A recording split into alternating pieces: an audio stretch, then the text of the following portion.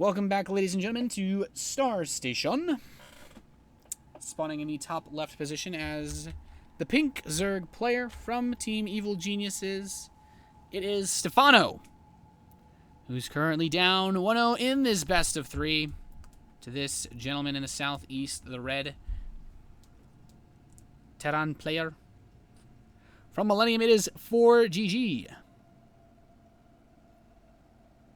So, forGG,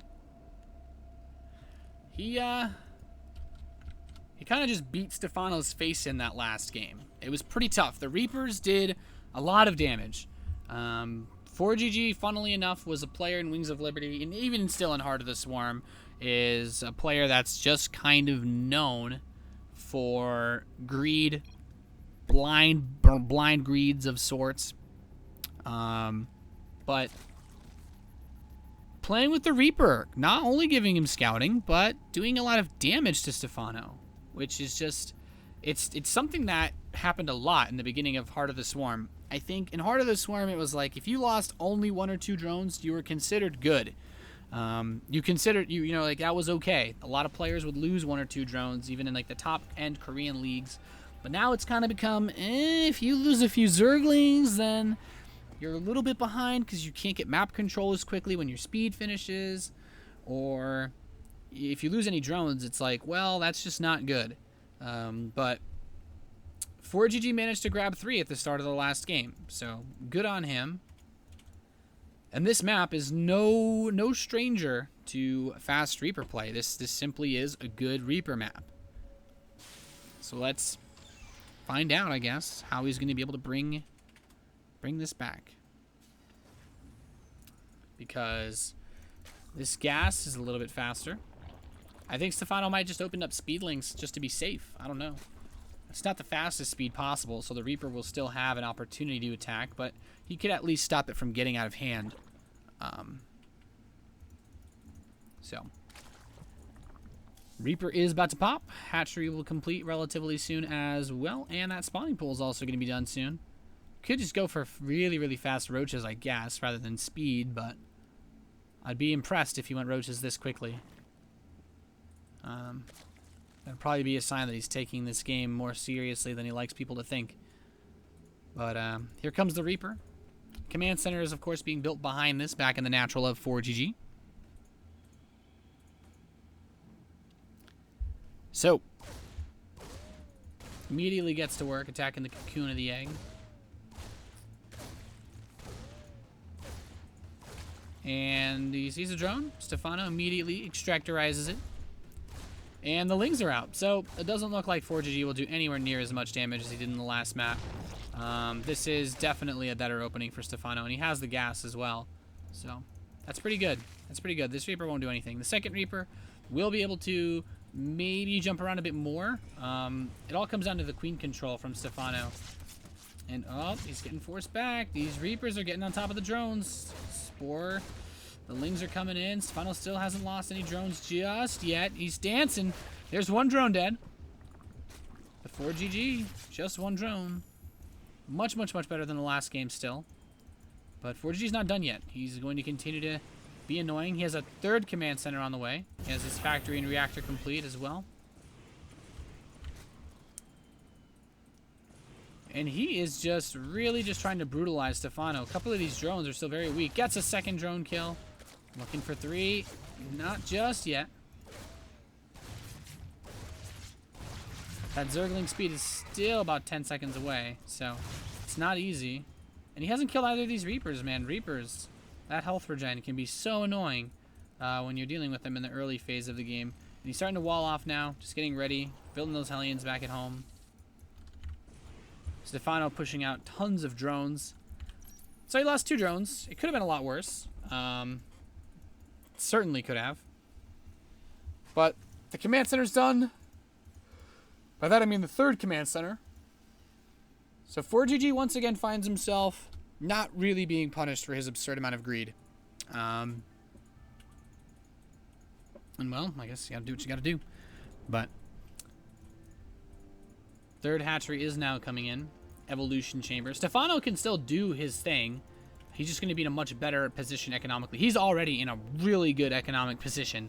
It feels weird to say that because it's total caster BS, but he actually is in a really good position if you compare it to the last game where he had maybe 10 drones at this point in time. But this is actually going to be another one of those deciding things. forGG basically says, hey, have fun trying to stop this because, yeah, I'm probably just going to throw my Hellions into your mineral line again, bro.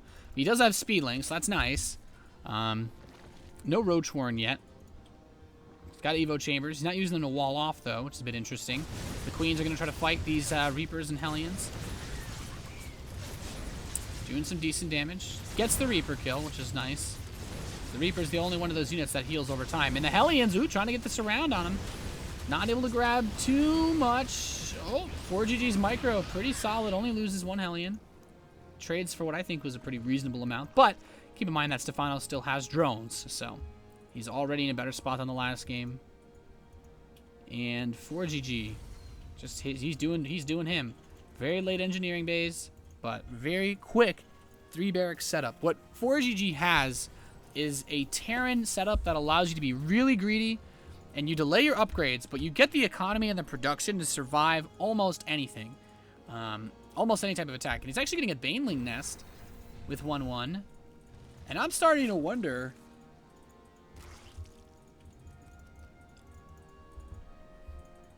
Stephano could do something like a 1/1 Baneling speed bust. That's certainly an option. He hasn't built a Roach Warren. Or, yeah, okay. I guess he's going to actually play Zergling, Baneling, Mutalisk. I still feel like it's more likely to be Zergling, Baneling with 1/1 for a super big all-in. But that's just me. We'll see. Baneling speed should have started immediately when this Baneling nest is complete. It was timed out pretty well with the lair. There is the Spire. And there's the Centrifugal Hooks upgrade. So Stephano's actually just playing a normal game of ZVT. Alright. I like it. We kind of know him for playing the crazy styles, but...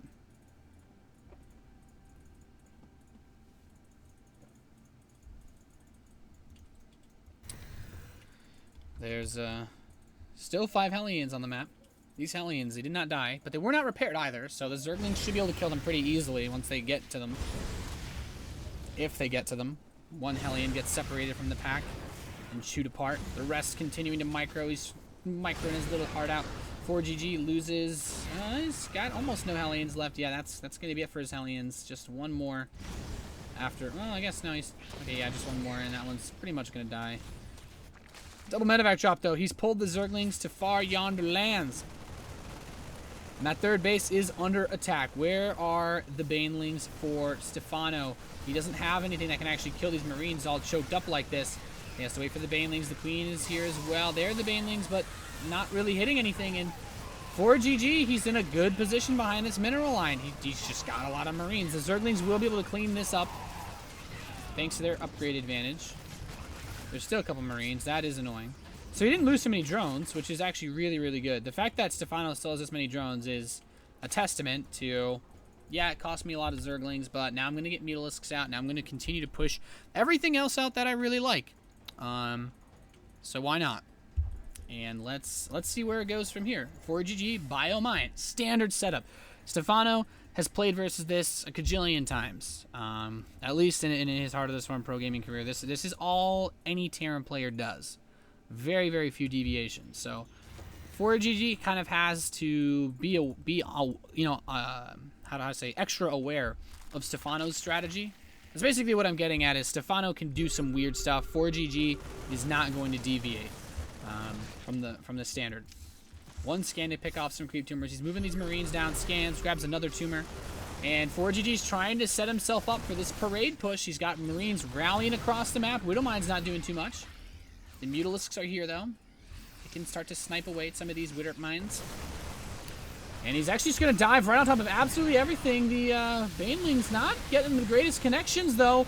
And Stephano getting pushed back. This fourth base under siege. And forGG will kill us without too much trouble at all. There's more Banelings on the production tab, but that Widowmine shot that killed the Banelings, ouch. That was quite rough.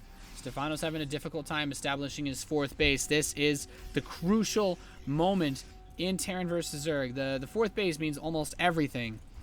So let's be very, very, very careful about where this goes. Picks off some creep tumors.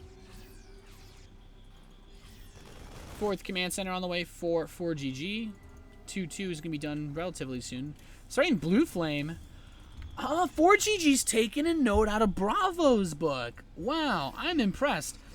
These Widow Mines are still here, but this is actually really interesting. It's really funny that every time I mention someone not doing something, they just start doing other stuff. I'm gonna do that more often now. But this is something I've only seen very recently in the Intel Extreme Masters Sao Paulo qualifier. And it's just bio, but you go with Blue Flame Hellions and Thors. Blue Flame Hellbats and Thors. With Marines and Marauders. It's really weird, but it's actually scary good. And, well, we see the Banelings trying to catch this bio as Stephano tries to establish another 4th base, but Stephano's just having no luck this game. The Mutas are starting to kill some things, but forGG is up 70 supply. He has a Widow Mine buried on one of the 4th bases. And I don't know that Stephano can actually stop him now. There's so much here, and the Hellbats are going to start to trickle in. Blue Flame is just about done, so Zerglings are, if they weren't useless before, they're going to be double useless. forGG has actually stimmed his army to death. He doesn't really care because he knows that his army cannot be stopped at this point, even with no health. And we see the Hellbat, of course, adding in its power. The Thor comes in. Well done from Stephano. forGG advances to play against Evil Genius's Jaedong in the winner's match, and Stephano will have to play versus Harstem in the lower match. So